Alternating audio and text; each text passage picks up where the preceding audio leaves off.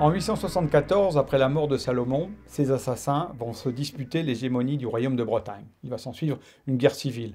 Alors pour rappel, d'un côté, on a Pastquetaine, qui était le gendre de Salomon et qui devient comte de Vannes, et puis de l'autre côté, Gurvande, qui était le gendre d'Erispoé et qui devient comte de Rennes. Ils vont se disputer jusqu'en 876, car Pastquetaine va mourir, laissant tout seul Gurvande aux manettes. Le problème, c'est qu'en 877, Gurvande va lui aussi décéder. Leurs successeurs vont être plus avisés.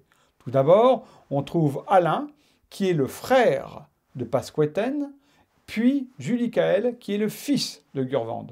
Ils vont continuer un petit peu la guerre civile, mais vont très bien vite comprendre en 879 qu'il faut se rallier pour combattre un danger, bien sûr connu, c'est celui des Vikings. Et on décide en 890 de monter une expédition contre les hommes du Nord qui ont assiégé Saint-Lô. Ils ont remonté la Vire, ont encerclé la ville, détourné le cours des rivières pour assoiffer la population. La population va se rendre avec son évêque, et pourtant, elle va être massacrée. Alors les Bretons, en représailles, décident d'attaquer les Vikings. Il y a tout d'abord Judicaël, plus jeune, plus fougueux qu'Alain, qui attaque en premier les Vikings, et qui prend le dessus.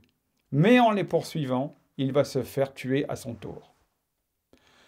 Alain arrive et finit le travail. Premier au fait d'armes d'Alain. Mais son vrai fait d'armes, c'est la fameuse bataille de Questembert, à l'issue de laquelle il sera nommé Alain le Grand. Alors, faisant un petit arrêt sur image, Questembert est bien sûr fêté comme étant une victoire d'Alain le Grand, mais il y aurait une autre théorie qui situerait cette bataille ailleurs. On est en 890. C'est une bataille qui s'appelle la bataille de Questembert, qui est connue sous le nom de la bataille de Questembert. En fait, on n'a aucune idée de savoir où elle a eu lieu exactement. C'est Pierre Le Beau qui en parle pour la première fois. Pierre Le Beau, c'est l'historien d'Anne de Bretagne. Donc on est à la fin du XVe siècle. Et il évoque juste ce mot-là. Il lâche la bataille de Questembert sans plus de détails.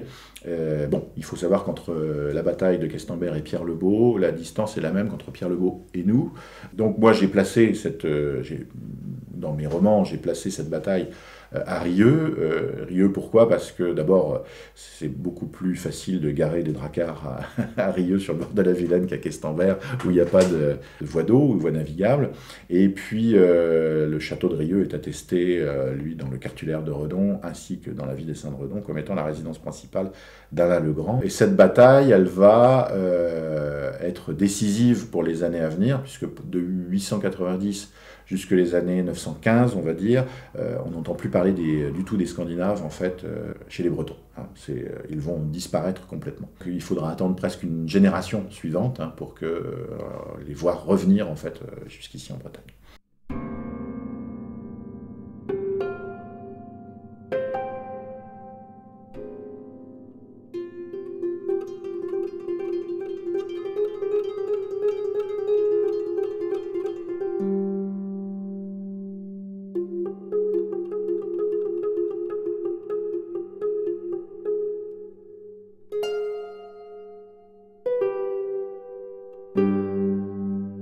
Alors ici, on est devant la demeure d'un personnage breton très célèbre. Oui, Alain le Grand, roi de Bretagne, qui sera le dernier des rois bretons.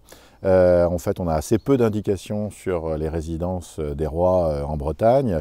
Nominoé, on parle de Renac, Salomon un petit peu plus au nord, mais tout ça ce sont des indications en fait. Il n'y a pas vraiment de lieu précis. Alors qu'ici, on en parle de cette résidence, aussi bien dans le cartulaire de Redon que dans la vie des saints de Redon, où on va préciser qu'Alain le Grand, après avoir bouté les Vikings hors de Bretagne, se repose dans sa demeure principale de Rieux, le château de Rieux, Reus Castellum, donc qui va être indiqué comme tel dans ses écrits, qui est placé, positionné là où on est. Alors derrière nous, ce sont les ruines d'un château plus récent en fait, du bas Moyen-Âge, mais en tout cas c'est la seule fois où on a une indication précise d'un lieu, d'une résidence d'un roi breton. Et l'avantage de ce château, c'est sa position d'un bras d'eau. Oui, on est sur un lieu de carrefour qui est indiqué, qui est ancien, puisqu'il est indiqué sur la table de Peutinger ou la table de Peutinger, qui est une carte de la fin de la période gallo-romaine, sur lequel est indiqué un vicus entre Nantes et Vannes, qui s'appelle Durécy. Donc c'est ce lieu ici qui va être ensuite s'appeler Reus Castellum, le château de Rieux. Et ce lieu, c'est au carrefour de plusieurs voies. La première voie, c'est le fleuve, ici, qui est la Vilaine, qui est une voie navigable, qui est une voie qui va remonter jusqu'à Rennes. Et puis, donc, la voie romaine qui est entre Nantes et Vannes, Portum Namnetum et Darioritum, et qui passe ici. Le gué est ici, juste en face du château.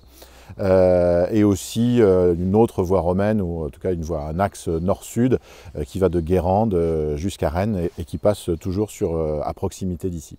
Et donc là on est sur un carrefour très important, donc ce qui explique la fortification tout de suite. Puis on est sur une zone de marée où on est extrêmement plat, presque au niveau de la mer, et on a très peu d'endroits avec des élévations, ce qui explique qu'il y a un gué en fait ici sur la Vilaine et qu'on est placé très tôt dans l'histoire, une fortification ici sur ce promontoire rocheux qui domine tous les environs. Terrain de jeu très sympathique pour les Vikings. Alors probablement, en tout cas ce qui est attesté, c'est le fait qu'ils soient venus à Redon dans les années 850, qu'ils soient ensuite allés à Rennes, etc. Donc forcément ils sont passés juste ici. À savoir s'ils se sont arrêtés sur ce château ou ont eu une interaction avec ce château, nous n'en avons aucune idée, aucune trace ni écrite ni archéologique.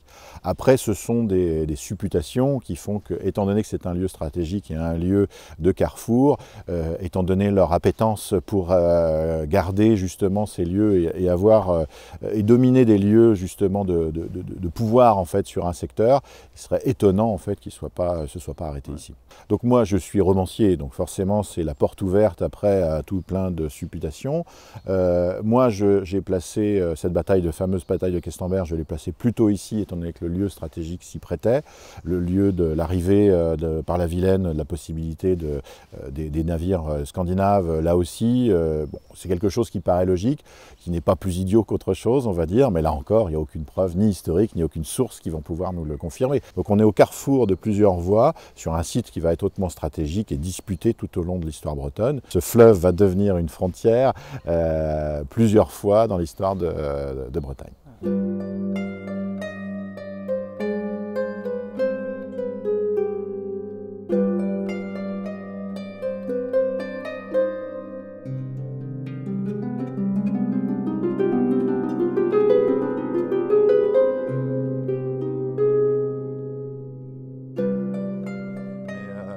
Là, en fait, on est sur un niveau de sol qui est assez élevé.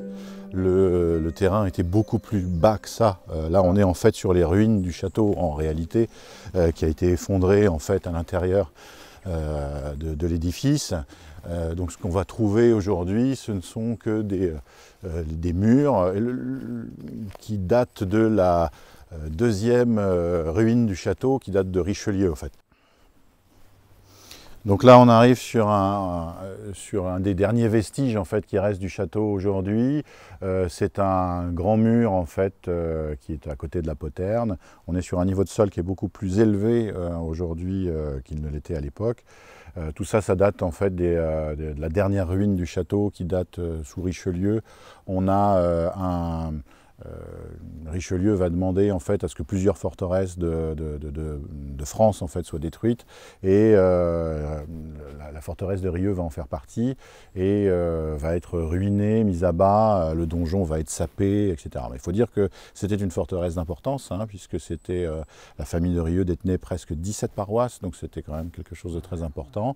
Et Jean IV de Rieux, qui était le parrain d'Anne de Bretagne, a lui-même été maréchal en fait lors de la bataille de Saint-Aubin-du-Cormier en 1488. Donc oui, c'est une famille importante et qui nécessitait voilà, d'être, sous Richelieu en tout cas, d'être comme toutes les autres, montrer qui était le patron. Et donc forcément, il a fait détruire cette forteresse. Donc il ne reste ici que pas grand-chose. Hein. Un mur qui est tronqué, des tours qui ont disparu, qui devaient être bien plus hautes que la cime des arbres. Et qui ici, c'était aisé d'être très très très au-dessus des marais pour pouvoir superviser toute la région. Ouais, parce que vous le disiez, il y a un horizon.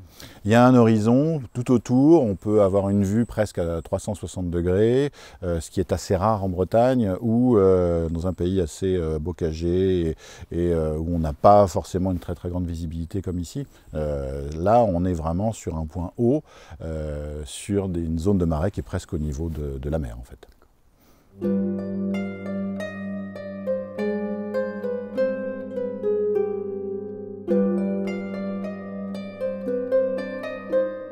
Le fleuve ici était navigable jusqu'à Redon, voire même jusqu'à Rennes. Mais en tout cas, l'un des faits notables, c'est que c'est une voie navigable intéressante parce qu'elle fonctionne avec la marée.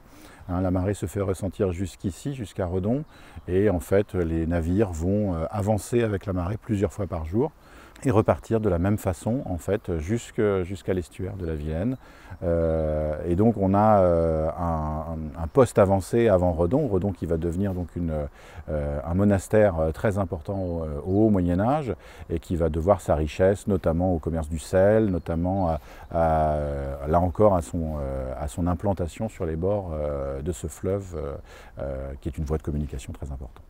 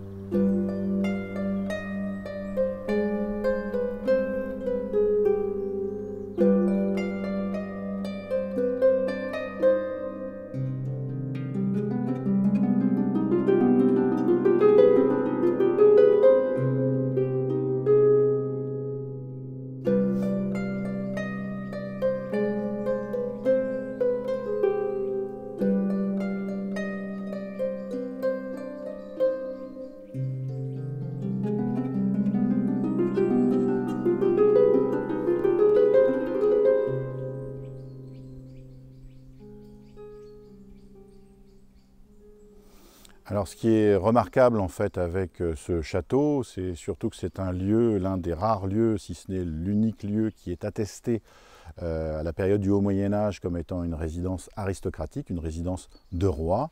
Et donc si on a pour définition d'une capitale le lieu du pouvoir sur un territoire, alors ça veut dire qu'ici, au château de Rieux, Rieux était donc la capitale de la Bretagne à la fin du IXe siècle, sous le règne d'Alain le Grand.